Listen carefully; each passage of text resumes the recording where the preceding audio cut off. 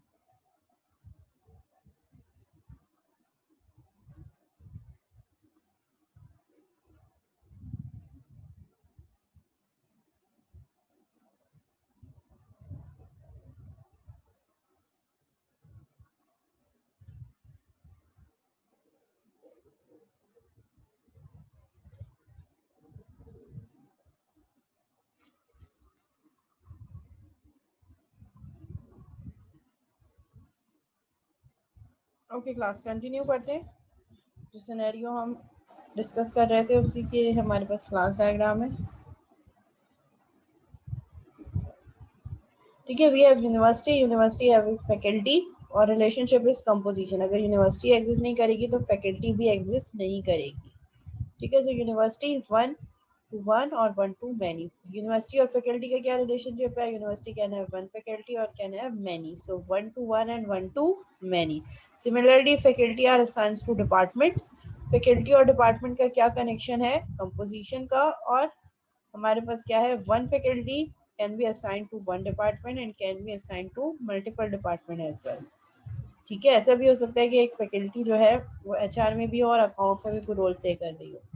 ठीक है, तो एक से ज्यादा डिपार्टमेंट और फैकल्टी में ये भी होता है जो इलेक्टिव कोर्सेज होते हैं। सॉरी, यूनिवर्सिटी की अगर बात हम कर रहे हैं तो फैकल्टी है, जैसे अब डिपार्टमेंट हमारा कंप्यूटर साइंस है, लेकिन अगर सीएस का कोई कोर्स मैनेजमेंट वाले पढ़ रहे हैं, डबल आईसीटी हो गया या कोई बेसिक कोर्स है, तो वो हम उनके डिपार्टमेंट को भी पढ़ा सकते हैं बच्चों को जाके। So our faculty can be part of exactly 1 department and can be part of multiple department as well, अगर हम किसी और डिपार्टमेंट में जाके पढ़ा रहे हैं तो।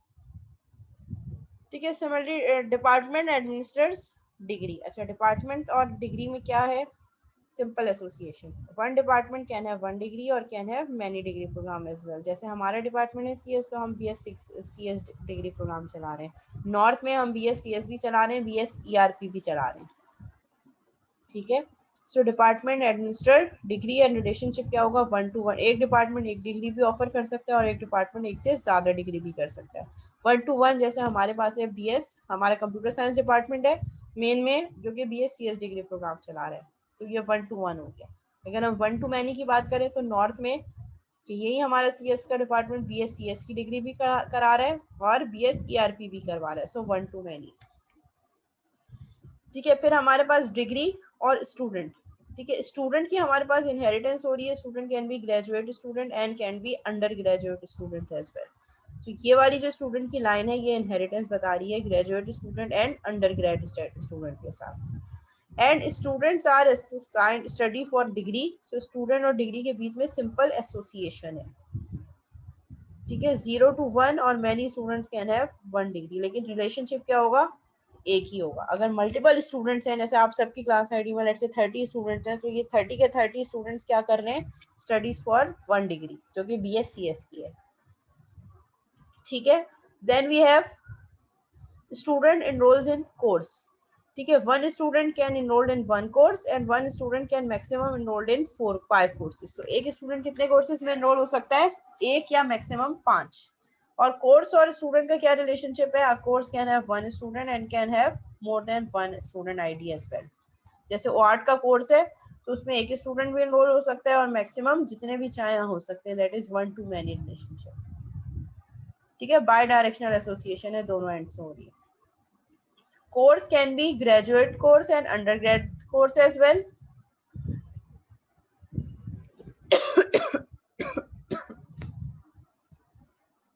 And course requires degree. अच्छा, ये जो हमारे पास क्लासेस है ग्रेजुएट और undergraduate, that is inherited class of student, and graduate course and undergraduate course are inherited class of course. And similarly course और डिग्री का भी एक रिलेशनशिप जा रहा है। Course requires degree, one course one degree, और हमने पढ़ा था कि हर डिग्री प्रोग्राम में at least we have maximum 20 courses, exactly one course or exactly 20 courses. So our degree, one degree can have 1 to 20 की रेंज में कोर्सेज हो सकते हैं, और हर कोर्स के एंड में हमें एक डिग्री मिल रही होगी, इसलिए 0 to many का कॉन्सेप्ट है।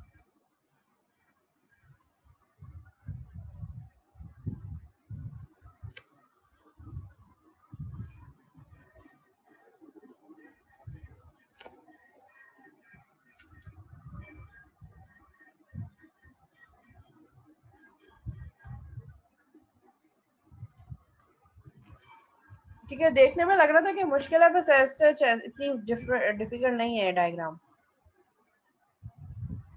कोर्स और डिग्री के बीच में कॉम्पोजिशन कहाँ है? कोर्स और कहाँ है डिग्री? कोर्स और डिग्री के बीच में कॉम्पोजिशन क्यों? हर डिग्री प्रोग्राम के डिफरेंट कोर्सेज हो सकते हैं। अगर एक कोर्स हम एलिमिनेट करके उसकी जगह रिप्लेस कर दें कोई नया कोर्स, तो हमारी डिग्री खत्म थोड़ी हो जाएगी। या हमारे पास concept of elective courses as well, तो सिंपल एसोसिएशन है डिग्री और कोर्स की। ठीक है, हो सकता है BScs वाला बच्चा जो कोर्सेज पढ़ रहा हो, BScRP वाला वो कोर्सेज ना पढ़ रहा हो, उसके लिए फिर कोर्सेज डिफर कर रहे होंगे।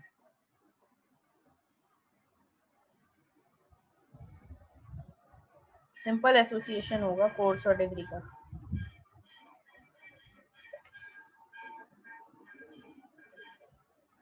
जी क्लास, और कोई क्वेश्चन, कोई क्वेरी?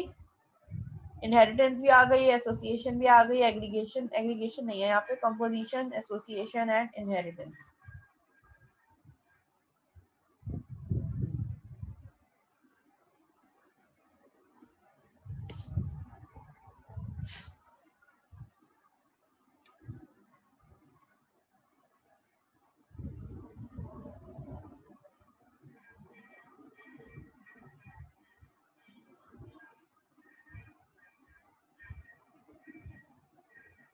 ठीक है, एग्रीगेशन को हम कैसे शो करते हैं? Person and address with unfilled हमारे पास arrow upper to the whole side. Aggregation की इम्प्लीमेंटेशन कंप्यूटर एंड प्रोसेसर। ठीक है, अब हम देखते हैं कि हम इनको कोड में इम्प्लीमेंट कैसे करते हैं, इंपॉर्टेंट पार्ट। ठीक है, कंप्यूटर है एंड प्रोसेसर है।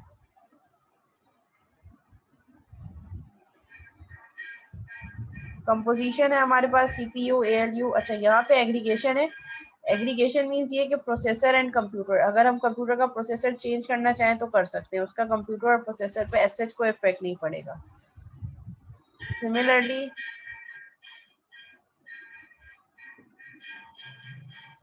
Person and address. ठीक है, अगर एक पर्सन का एड्रेस चेंज होता है, लेट से मैंने अपना एड्रेस चेंज कर दिया, मैं किसी नई पोजीशन पे चली गई, किसी नए एड्रेस पे, सो पर्सन भी एग्जिस्ट कर रहा है, पुराना वाला एड्रेस भी, नया वाला एड्रेस भी। सो यहाँ पे स्ट्रॉन्ग टाइप की रिलेशनशिप नहीं है जहाँ होल के खत्म होने पे पार्ट भी एग्जिस्ट नहीं करेगा। ऐसा नहीं है कि मैं अपना अगर एक एड्रेस जहाँ पे मैं करंट हूँ वो छोड़ के कहीं और जा रही हूँ तो करंट वाला मेरा जो है वो खत्म हो जाएगा, ऐसा नहीं होगा। इस एग्रीगेशन में ऐसा होता है। ठीक है, कंप्यूटर और प्रोसेसर का भी ये रिलेशनशिप है। हो सकता है कि मेरा प्रोसेसर खराब हो रहा हो, मैं उसको चेंज करवा दूं तो उसका मेरे कंप्यूटर पे इफेक्ट नहीं पड़ेगा। ठीक है, it can be reused. Composition, CPU, ALU, CU and memory unit. CPU के कंपोनेंट्स हैं ये तीनों, इन तीनों में से कोई एक भी नहीं होगा तो CPU will not work. So that is composition strong relationship, किसी एक के पार्ट के रिमूव होने पे होल भी एग्जिस्ट नहीं करेगा।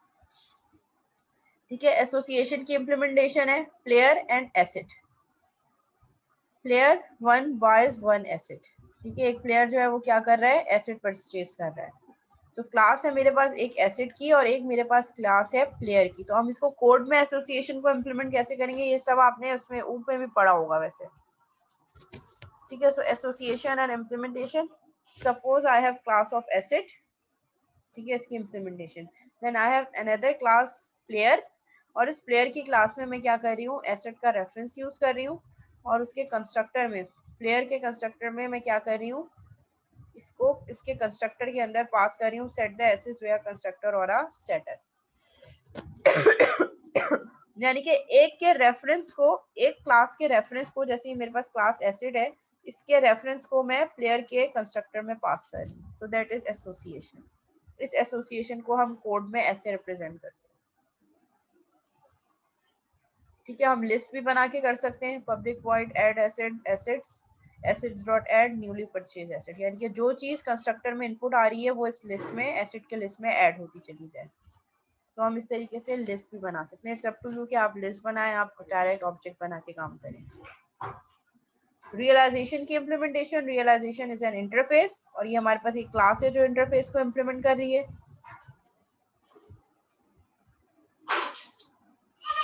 ये तो आप बताएंगे ना कि होल क्या है और पार्ट क्या है। जब आपको होल और पार्ट क्लियर हो जाएगा तभी आप बता सकते हैं।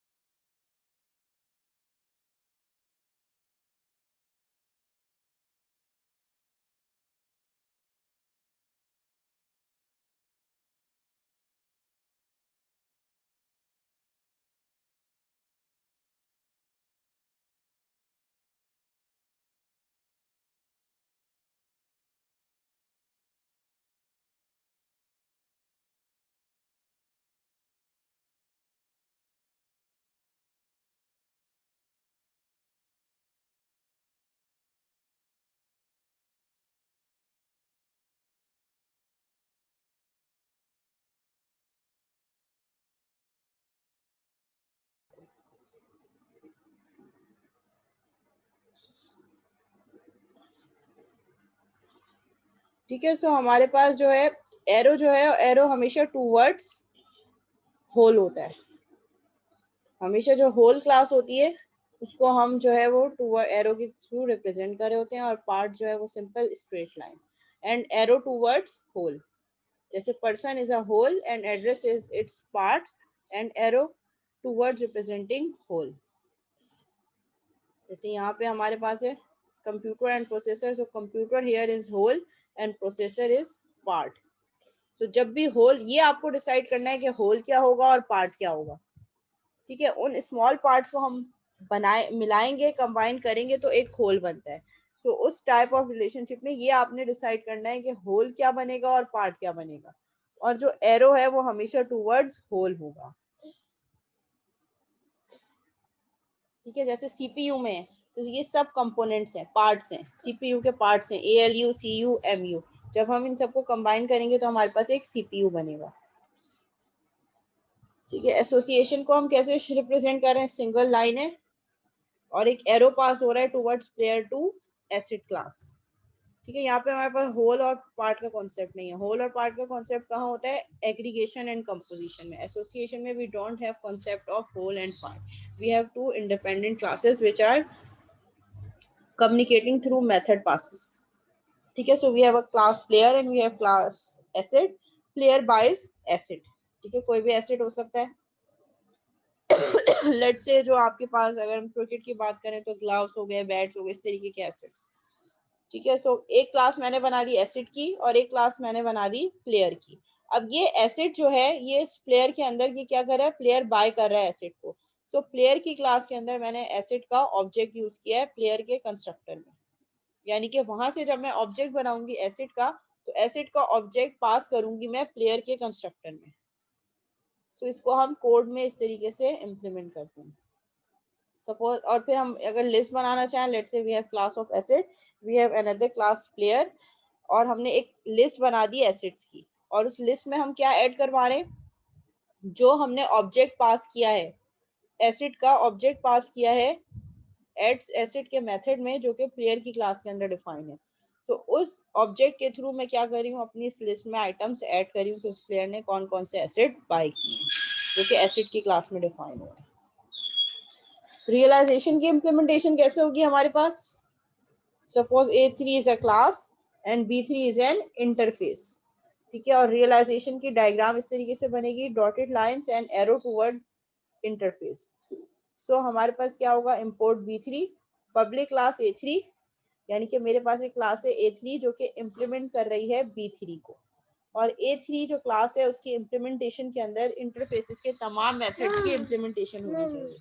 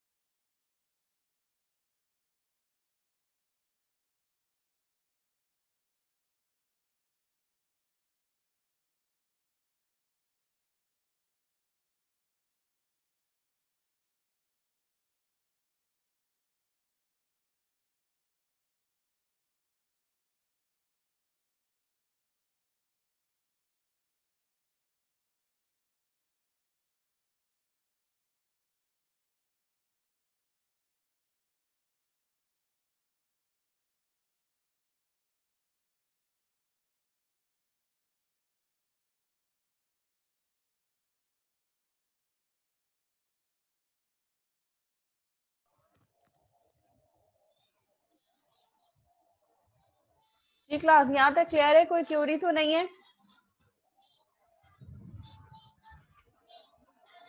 हेलो, वॉइस क्लियर है?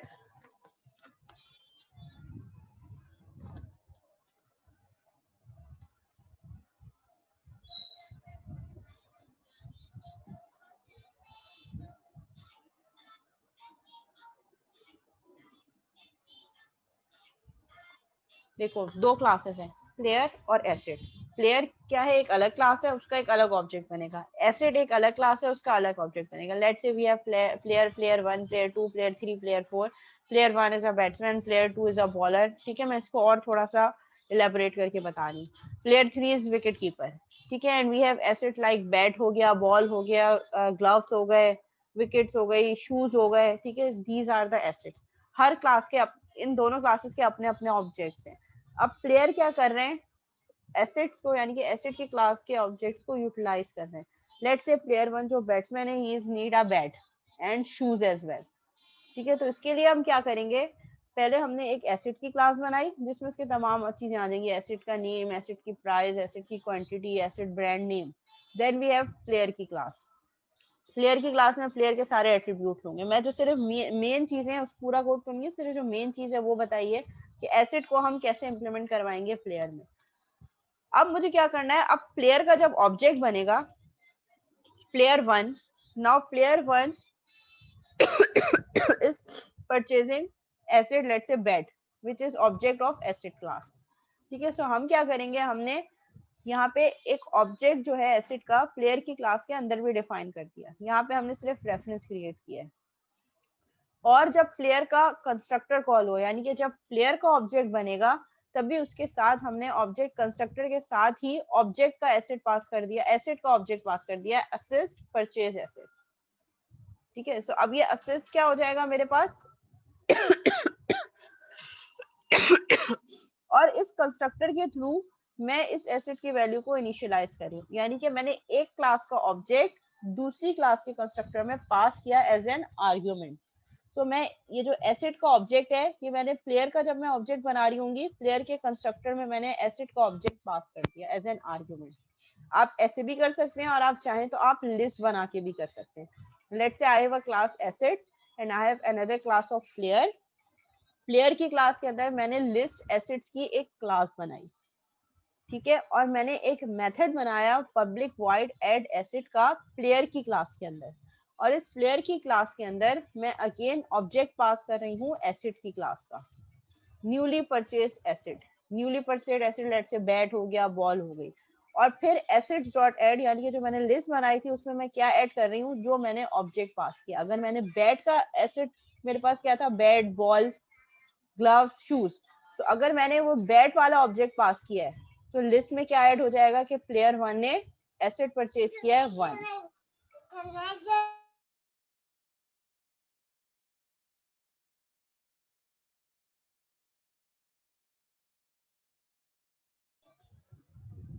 ठीक है, सो मैंने ये किया, एक क्लास के ऑब्जेक्ट को पास करवाया दूसरे क्लास के कंस्ट्रक्टर में, तो एसोसिएशन हम ऐसे कर रहे होते हैं।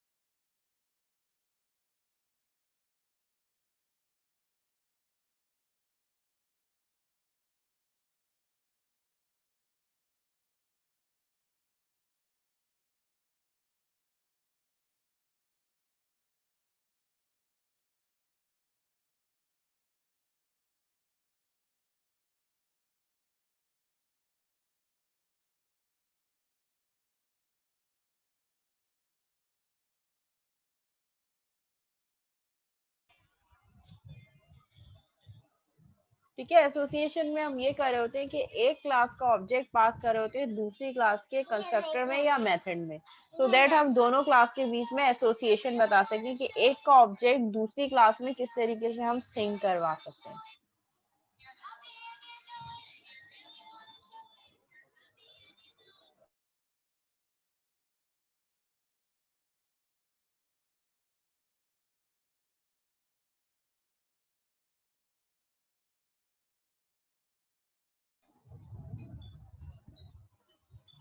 ठीक है, और इंटरफेसेस को हम कैसे इम्प्लीमेंट करवा रहे होते हैं, public class A3 implements B3, यानी कि क्लास A3 है जो कि इम्प्लीमेंट कर रही है इंटरफेसेस को। Now it's mandatory for A3 class to implement all the methods of interfaces.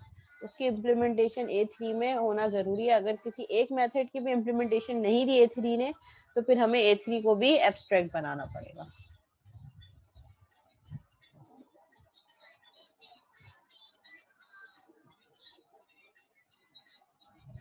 ठीक है, डिपेंडेंसी क्या है, वीकर फॉर्म ऑफ रिलेशनशिप है which indicates that one class depends on another. हम डिपेंडेंसी भी शो कर सकते हैं जिसपे एक क्लास डिपेंडेंट है दूसरी क्लास में।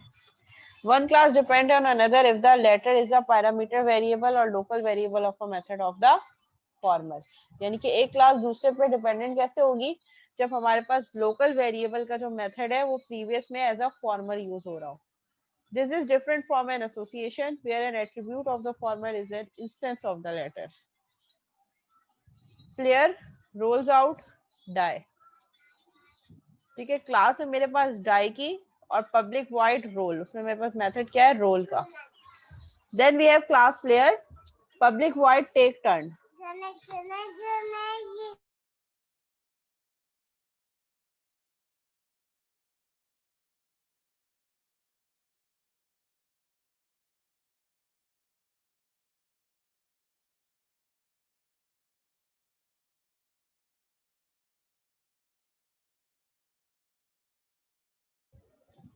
ठीक है, so we have class player, इसको हम कैसे रिप्रेजेंट कर सकते हैं, पब्लिक वाइड टेक टर्न। जैसे हमारा जो प्लेयर है वो टेक टर्न का मेथड कॉल होगा, इस मेथड के अंदर मैंने क्या कर दिया, ऑब्जेक्ट रेफरेंस पास कर दिया अपने सेकंड क्लास का which is die.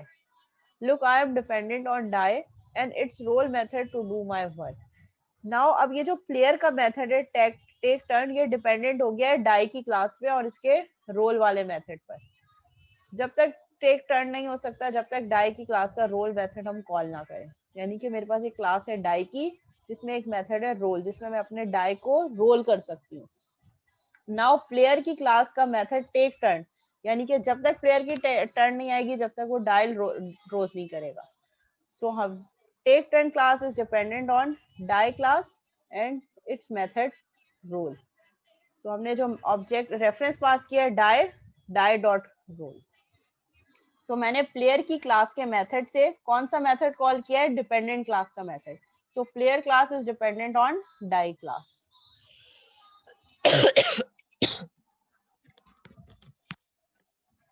Ji class clear हो गया? ये सिंपल है, इतना ये मुश्किल नहीं है, बहुत सिंपल है. टेक टर्न के मेथड को वर्क करने के लिए जरूरी है कि वो डाई और उसके रोल मेथड को कॉल करे. और वो कैसे कॉल होगा? जब तक डाई डॉट रोल कॉल नहीं होगा, जब तक प्लेयर की टर्न नहीं आ सकती.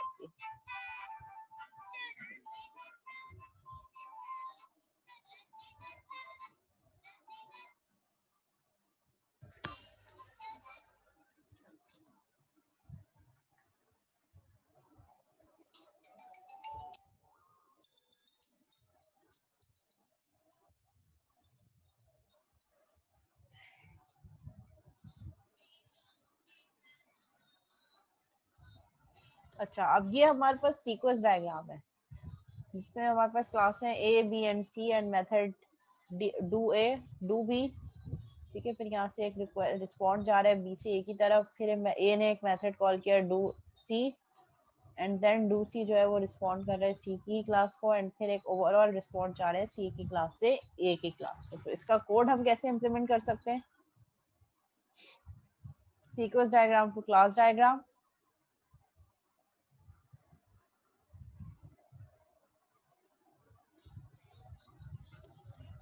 ठीक है, user input output controller view repository जियो कोडर.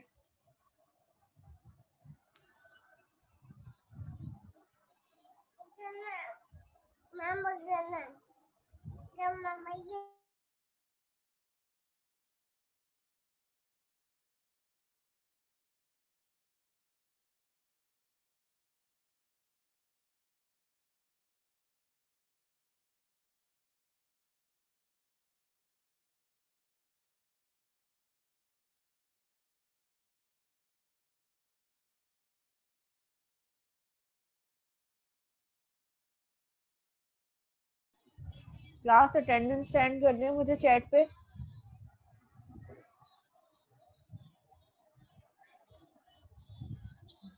चलो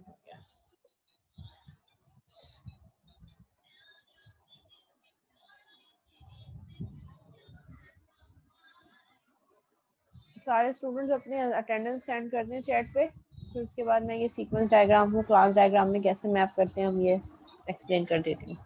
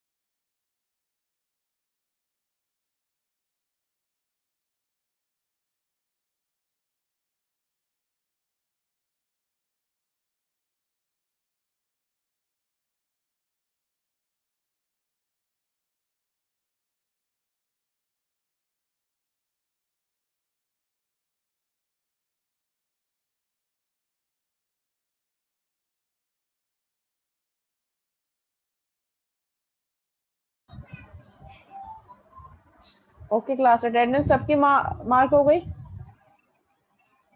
ठीक है, तो ये एक सीक्वेंस डायग्राम है. अब हम देखेंगे कि सीक्वेंस डायग्राम को हम कैसे मैप करते हैं. Where we have three classes A B and C and we have different methods do A do B and do C. 10 minutes left, तो हम कोशिश ये करते हैं कि 10 मिनट्स में ये लेक्चर हमारे पास दोनों कंप्लीट हो जाए. 2 स्लाइड्स हैं.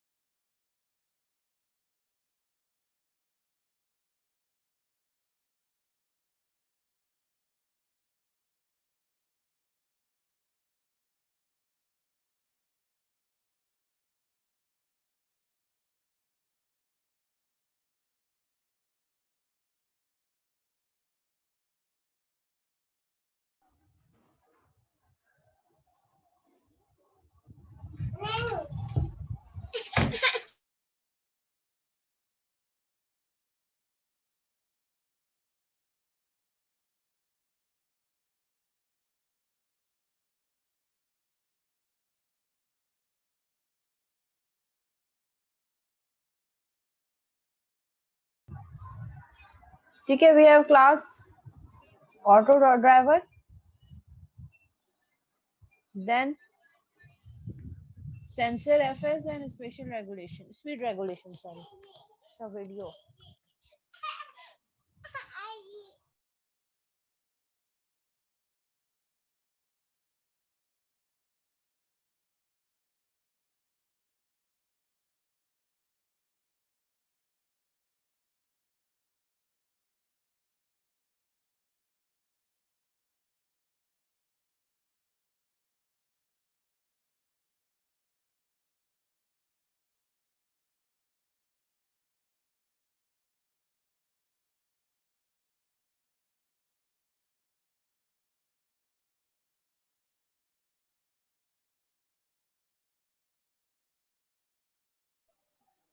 ठीक है, जो हमने क्लास देखी, क्लास डायग्राम, सीक्वेंस डायग्राम तो हमारे पास ये वाली थी, जिसको हम कह रहे हैं कि हमें क्लास डायग्राम में कन्वर्ट करना है, ये वाली। We have 3 classes A, B and C। A से हम मेथड कॉल कर रहे हैं do A का, एंड फिर A के अंदर हम एक मेथड कॉल कर रहे हैं do B, जो हमें क्लास A से B की तरफ लेके जा रहा है। तो इसकी इम्प्लीमेंटेशन कैसे होगी हमारे पास?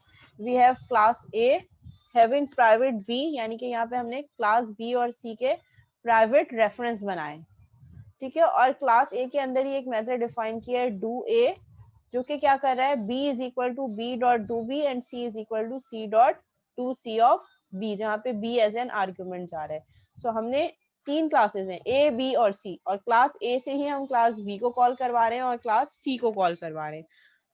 तो क्लास B और C के रेफरेंसेस, प्राइवेट रेफरेंसेस हमने यहाँ यूज किए, और क्लास A का ही एक मेथड है do A, क्लास A का ही मेथड है do A, जो do B और do C को कॉल कर रहा है। तो इसके लिए हमने क्या किया, do A की इम्प्लीमेंटेशन बॉडी के अंदर हमने B के रेफरेंस में किसको कॉल करवा दिया, B डॉट डू बी, यानी कि B डू बी तक आने के लिए हमें B का रेफरेंस चाहिए होगा, तो जो हमने यहाँ क्रिएट किया है। And C is equal to C dot do C, और D तक जाने के लिए हमें C का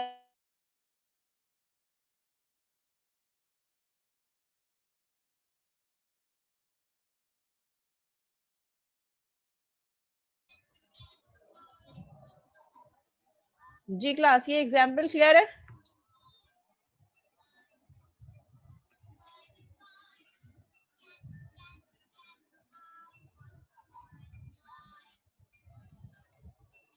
इस एग्जाम्पल में कोई कंफ्यूजन तो नहीं है? सिंपल सीक्वेंस डायग्राम को हमने मैप करके देखा है कि सीक्वेंस डायग्राम को हम कैसे क्लास डायग्राम में इम्प्लीमेंट कर सकते हैं। अगर कोई क्यूरी है तो आप लोग पूछ सकते हैं।